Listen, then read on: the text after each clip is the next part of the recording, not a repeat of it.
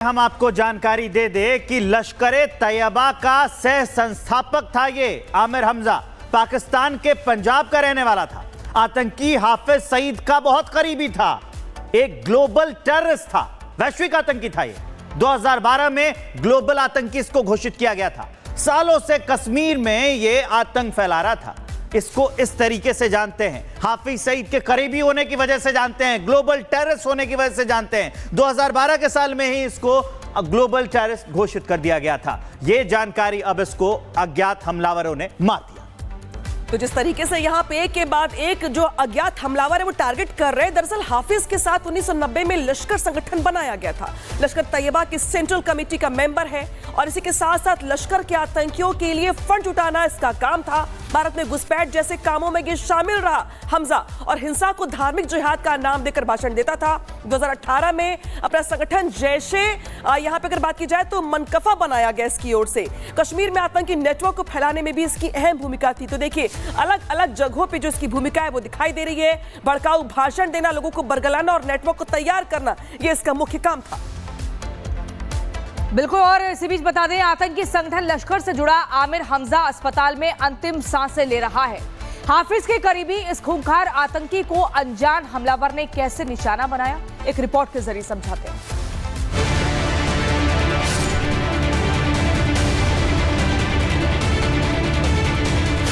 पहले सैफुल्लाह ढेर, अब हमजा घायल।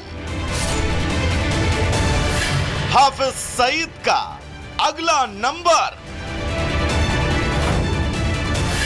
लश्कर के आतंकियों का खात्मा तय। ऑपरेशन सिंदूर अभी होल्ड है, लेकिन पाकिस्तान में आतंकियों पर स्ट्राइक जारी है। बीते 24 घंटे में ही लश्कर के 2 आतंकियों को निशाना बनाया गया। सैफुल्लाह, जो हाफिज सईद का राइट हैंड माना जाता था, उसे अज्ञात हमलावर ने गोलियों से भूनकर 72 हूरों के पास भेज दिया। अभी हाफिज सईद इस गम से उभरा भी नहीं था कि लश्कर के को-फाउंडर आमिर हमजा घर में खून से लथपथ पाया गया। हमले के बाद कराहते हमजा की तस्वीरें भी सामने आई। आमिर हमजा अपने ही घर में खून से लथपथ मिला। हमजा के शरीर पर कई चोट के निशान हैं। उसके माथे और नाक से भी खून बह रहा है। हालत गंभीर देखते हुए उसे अस्पताल ले जाया गया, जहां हमजा अपनी आखिरी सांसें गिन रहा है। आमिर हमजा को लश्कर के चीफ हाफिज सईद का करीबी माना जाता है। आमिर हमजा 26/11 मुंबई हमले में मोस्ट वांटेड है। साल 2012 में आतंकी आमिर को अमेरिका ने वैश्विक आतंकी घोषित किया था। 2018 में लश्कर और जमातुल दावा पर दबाव की वजह से हमजा ने अपना आतंकी संगठन जैश-ए-मनकफा बनाया। हालांकि खबरें ऐसी भी आई कि हाफिज से मतभेद के बाद हमजा ने अपना संगठन तैयार किया। यहां तक कि फंडिंग भी बंद कर दी गई थी। मतभेद भले ही हो, फंडिंग भले ही बंद कर दी गई हो और संगठन भले ही अलग बन गया हो, लेकिन हमजा लगातार लश्कर से संपर्क में रहा, हाफिज सईद के करीब रहा।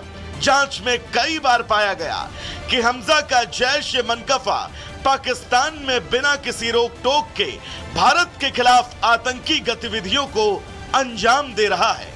लेकिन सवाल अगले नंबर का है, क्योंकि 16 मार्च को अबू कताल ढेर, फिर 19 मई को सैफुल्लाह ढेर, अब 20 मई को आमिर हमजा घायल। तो अब अगला नंबर क्या हाफिज सईद का है और लश्कर के आतंकियों का पूरी तरह से खात्मा क्या वाकई अब तय है?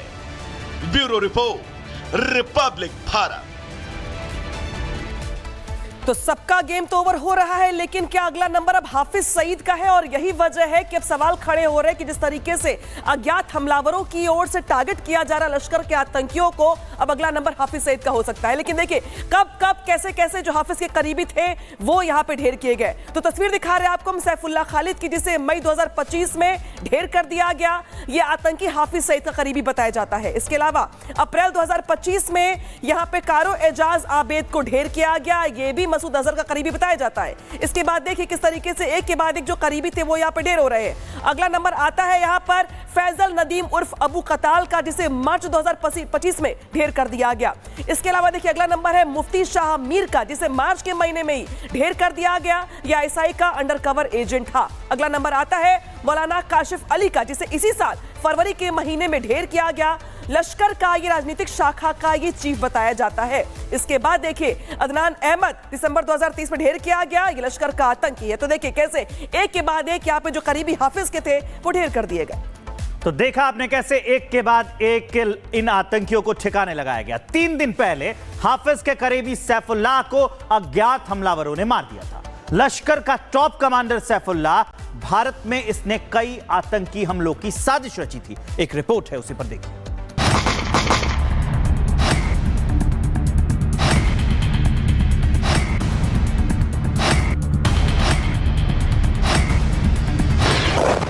पहले ऑपरेशन सिंदूर का वार, अब आतंकियों पर अज्ञात प्रहार। पाक में अज्ञात प्रहार का राज क्या है?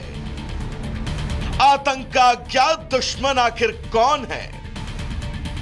सैफुल्लाह की हत्या मामले में अब नया खुलासा। लश्कर तैयबा के टॉप कमांडर सैफुल्लाह खालिद की पाकिस्तान में 3 दिन पहले गोली मारकर हत्या कर दी गई। इस खूंखार आतंकी की हत्या किसने की? इसके पीछे किसका हाथ है? यह सवाल अब भी एक उलझन है, लेकिन अब इस मामले में नया खुलासा हुआ है। तारीख 18 मई 2025, जगह मटली शहर, सिंध प्रांत, पाकिस्तान। समय दोपहर 2 बजे। यह वही तारीख और समय था जब लश्कर का गाजी सैफुल्लाह खालिद मारा गया और इस हत्या से पूरा पाकिस्तान दहल उठा। जानकारी के मुताबिक कुछ अज्ञात नकाबपोश मोटरसाइकिल पर अबू सैफुल्लाह का पीछा कर रहे थे। उनमें से 2 ने पिस्तौल निकालकर अबू सैफुल्लाह को गोली मार दी और भाग गए। सैफुल्लाह खालिद नाई की दुकान से निकला था और जैसे ही वो अपनी कार के पास पहुंचा, 2 नकाबपोश ने सैफुल्लाह का सीना गोलियों से छलनी कर दिया। घटना के बाद स्थानीय लोगों ने कुछ वीडियो भी बनाए, जिनमें गोलियों से लथपथ एक शख्स को जमीन पर बेसुध पड़ा देखा जा सकता है। सूत्रों के मुताबिक ये सारी जानकारी ब्रिटिश मीडिया को घटना के बाद घटनास्थल पर पहुंचे एक सुरक्षा कर्मी ने दी। जानकारी के मुताबिक सैफुल्लाह उर्फ रजुल्लाह निजामनी लश्कर का ऑपरेटिव कमांडर था। वो नेपाल में बेस बनाकर भारत में हमलों को अंजाम देता था। सैफुल्लाह नेपाल में लश्कर तैयबा का मॉड्यूल संभालता था। इसका मुख्य काम आतंकी गतिविधियों के लिए कैडर तैयार करना और उनको आर्थिक सहायता मुहैया कराना था। भारत में हमला करने के लिए उसने नेपाल के जरिए आतंकवादी भेजे। सैफुल्लाह भारत में 3 बड़े हमलों का मास्टरमाइंड था। सैफुल्लाह रामपुर में सीआरपीएफ कैंप, नागपुर में आरएसएस मुख्यालय और आईएसएससी बेंगलुरु में हुए बम धमाकों में शामिल था। भारतीय सुरक्षा एजेंसियां लंबे समय से इसकी तलाश में थी। सैफुल्लाह का मारा जाना लश्कर के लिए एक बड़ा झटका माना जा रहा है, क्योंकि इंडियन आर्मी ने पहले ही उसके टॉप कमांडरों और उसके कई लॉन्च पैड को तबाह कर दिया है। भारत आतंक के खिलाफ जीरो टॉलरेंस की नीति पर काम कर रहा है और अब वो दिन दूर नहीं जब आतंक के ताबूत पर भारत आखिरी कील ठोकेगा। Bureau report, Republic Bharat.